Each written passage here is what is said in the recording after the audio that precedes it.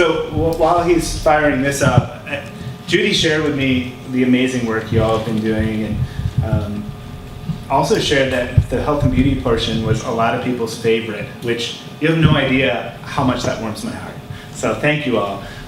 Working for Whole Foods Market, we tend to zero in on food a lot, right? Like I have a fellow whole body cohort in the room and one who just left the company to go work on the other side, and we hear a lot about food at Whole Foods, and we're always like, but what about health and beauty? That's our area of passion. So I wanted to dive into that a little bit more because Judy expressed to me how passionate y'all were about this subject as it came up in the challenges, and I saw a lot of the amazing work y'all put in. And I guess one of my main goals was to kind of pull the veil back a little bit more today and share with you where we come off on the subject of natural and organic personal care at Whole Foods. And so my hope is that you'll leave not just inspired, but with a reinvigorated confidence level in using Whole Foods as your destination. So I wanted to start with just pointing out we're a core values driven company, and I think I saw a stat in the news recently that Whole Foods is the 178th largest company in America, and it just struck me as funny because we don't feel that way. We feel like a team, and we feel like a group of people trying to create real change with our supplier community and with the communities we have stores in. So it's a really interesting dynamic to see that, and the reason why is our core values, and our number one core value is selling the highest quality natural and organic products available. And that shapes everything we do every day as buyers. And our quality standards date all the way back to the beginning of our company. And here's a picture from 1980, the original Whole Foods team on Lamar in Austin. And John Mackey is in that picture somewhere, along with Margaret Wittenberg, who heads up our quality standards team. Our standards act as buying guidelines. They act as an educational tool. We really learn a lot from having detailed quality standards. And we view ourselves as a lot more than a retailer, like I was saying. And our standards serve and reinforce our role as a researcher, an editor, and a filter for our customers.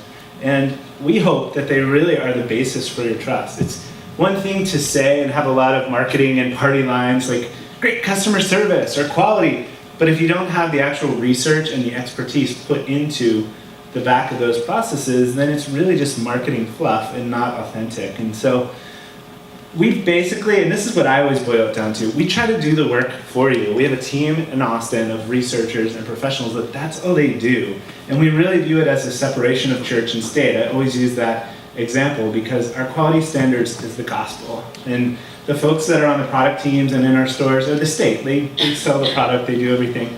But our quality standards team gives us a reality check. That ingredient is not safe, or that ingredient is not the best, and therefore we can't sell it. And we're great with that. We love that as product teams.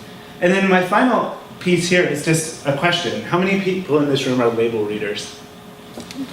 That's wonderful, because I am too. And being a vegetarian for 20 years, I read labels no matter where I go, because I'm always looking for hidden ingredients and stuff. But at Whole Foods, one of our goals is making it so you don't have to read labels. If you have a special diet like me or something like that, you're always going to have to do that. But we want you to walk in and know, okay, there's not this, this, and this no matter what in these products. So just briefly, I'm not going to go through every one of these, but these are our body care quality standards for Whole Foods. And I think the big ones to remember are we evaluate each and every product we sell. We're super passionate. What makes Whole Foods unique too is all of us are product nerds. Like, we love product at Whole Foods. We love great products. And we really try to only sell products that will actually have a positive benefit for health. That's another thing, and one of the speakers earlier said that so eloquently. It's not just what's going to do harm, but it's what is the best way to make a product and what's the cleanest way. And then obviously never sell products that are tested on animals. So those are our baseline standards. That took us from 1980 to basically 2006. And we looked around and all we saw everywhere was companies and suppliers making natural claims. Everything was suddenly natural. And it didn't matter, and somebody also said earlier today, there are no government regulations on the use of the word natural, on the use of the word organic in body care. So literally marketers could say whatever they wanted. It didn't even have to have any natural ingredients. And so that was troubling to us, and I just put up some things that were, to me, decidedly unnatural. These are all things that I just don't think are very natural, although that's what I look like when I lifted weights and stuff. But, Diet Coke, GMOs, I threw that in there for our California friends. the Twinkie. And body care. I mean, you would find claims like Naturally Clean, not trying to single out St. Ives, but it's a very popular product. We'll get back to that one here in a minute. But it's so obvious what isn't natural, right? I mean, we can all just think, that is so not natural. But what is natural? And so through that lens, back in 2006, we evaluated every single product we sell and every single ingredient in every single product we sell. For safety, what does it do on the body? Is it safe for you, for your children? Source. A big recurring theme today and in our lives is transparency. And I think for your generation, that's crucial. And now we're in the information age. We have everything at our fingertips. We can find out. We can find out where things come from. And that's important. We wanted to trace back these ingredients, not just to, oh, here's something that makes this product suds, but where does it come from?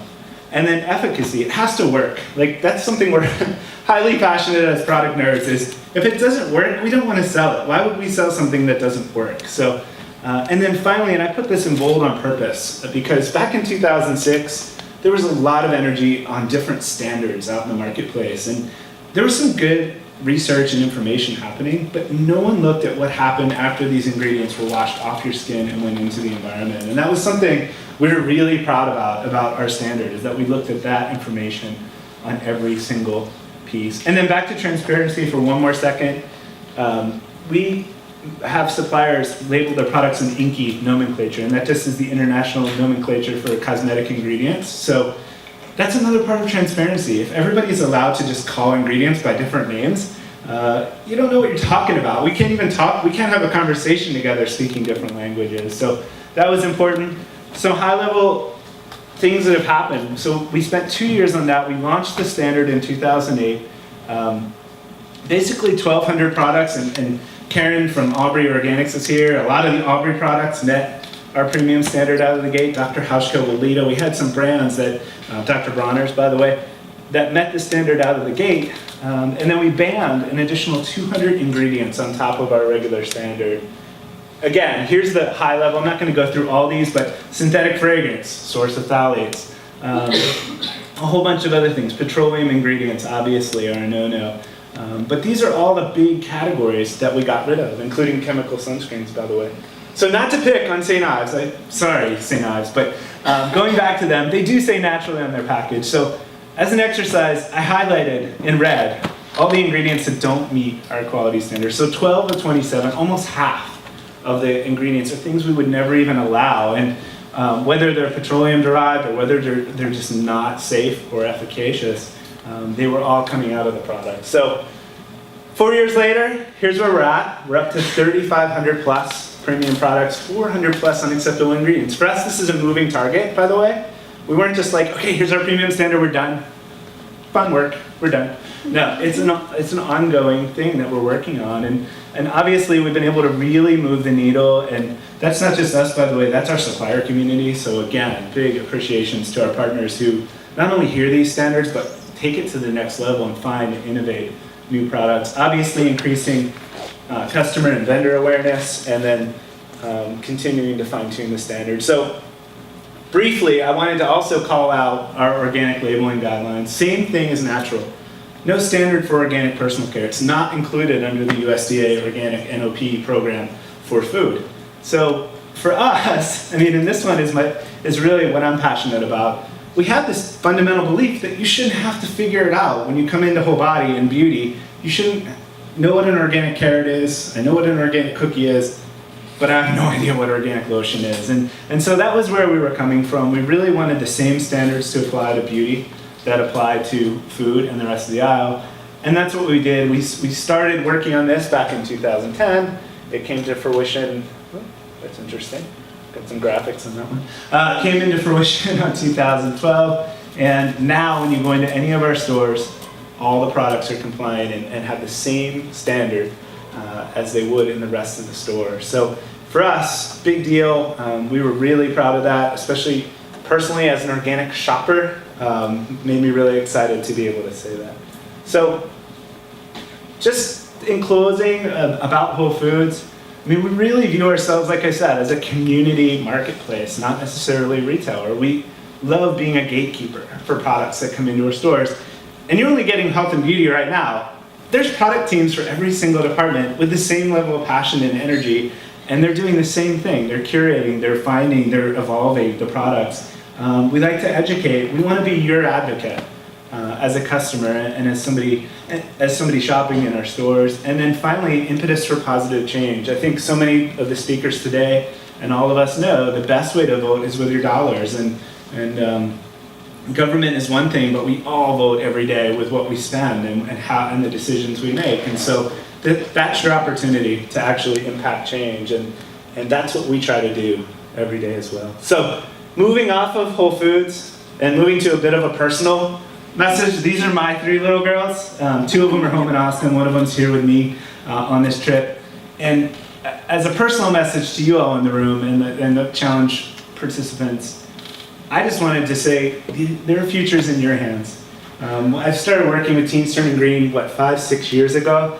And at that time, I always said, hey, that time the age group was more in the 15 to 18 range. And I told them, when I was your age, I just wanted to surf and hang out and watch surf videos. Are you kidding? And now, being college age and being young adults, I started thinking about the stage you're at. And that's when I started my career. So I've been doing this 20 years. And it just really made me think about the position you all are in and the ability you have to create change. And you have the next 20 years. And when my little girls are your age, and you can create the world that they're going to live in.